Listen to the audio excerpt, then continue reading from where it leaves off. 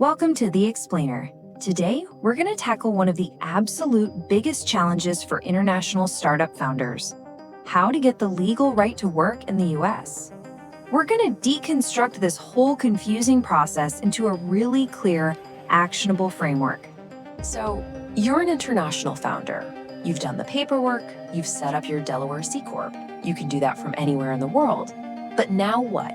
Because until you have the legal right to work for that company from inside the United States, it's really just an entity on paper, right? Okay, so this is where we need to completely shift our mindset. Let's stop thinking about visas as just a pile of government forms. We're going to look at these different pathways as a set of strategic choices. Each one has its own set of rules and advantages that fit different types of founders and different stages of a company.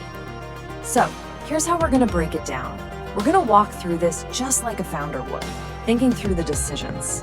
We'll explore these 5 core paths to help you figure out which one is the absolute best fit for your career, your company's funding, and yeah, even your passport. All right, let's kick things off with what is, for many startup founders, the most popular and flexible route out there: the O1 visa. This path is all about using your personal track record as your key. Now, let's talk about this phrase, extraordinary ability. It sounds super intimidating, doesn't it? Like you need to have won a Nobel Prize. But here's the real deal. It is way more achievable than it sounds. It's not about being a genius. It's about systematically checking boxes and proving your career success against a government list. Things like playing a critical role at a well-known company or earning a high salary. And you only need to prove you meet 3 out of the 8. Just 3. And this right here, this is the golden nugget, the key insight that most people miss. The O1 visa isn't really about your new startup. It's about your entire career, no matter where it happened. So that amazing career you had in banking in London, or as an engineer in Mumbai, or even at a previous startup in Tokyo, all of that experience is what you use to build your case. And this flexibility is exactly why the O1 is such a game changer for early stage founders. I mean, just look at this. No minimum salary, no equity rules, no revenue requirements. Your company can be totally brand new, not even making $1 yet. The whole thing is focused on you, the person, which makes it an incredible tool for hitting the ground running from day one. Okay, so let's switch gears. Our next path is for the investor founder. And the logic here is actually pretty simple. You bring a serious amount of money into the US economy, and the system opens up a path for you to come here and manage that investment. So the huge difference here really just boils down to one thing. Where's the money coming from? On the left, you've got the E2 visa. This is for founders from certain treaty countries who are investing their own money, usually over $100,000. On the right, there's the International Entrepreneur Rule. This is for founders who've raised big bucks, over $250,000 from American VCs. So one path is for following your money, and the other is for following US money. Simple as that. All right, but what if you're not a founder with a long, extraordinary track record or huge investment?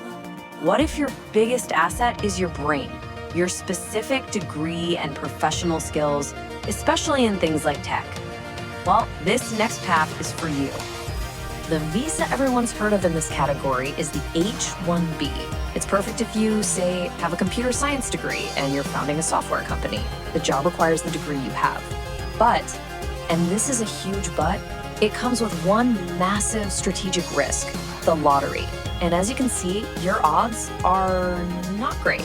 With way more people applying than there are visas, you've only got about a 35% chance of even getting picked to apply.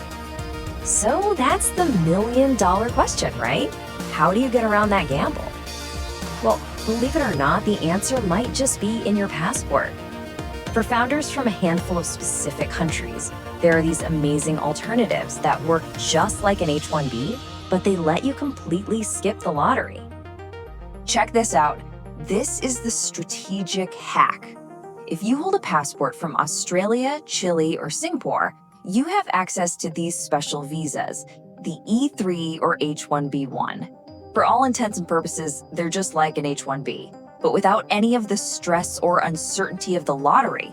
It gives you a direct, predictable path based on your professional skills. And that idea of your passport being a key, well, that leads us perfectly into our next path, where your nationality isn't just a hack, it's the main event. It offers one of the most streamlined processes you can possibly find.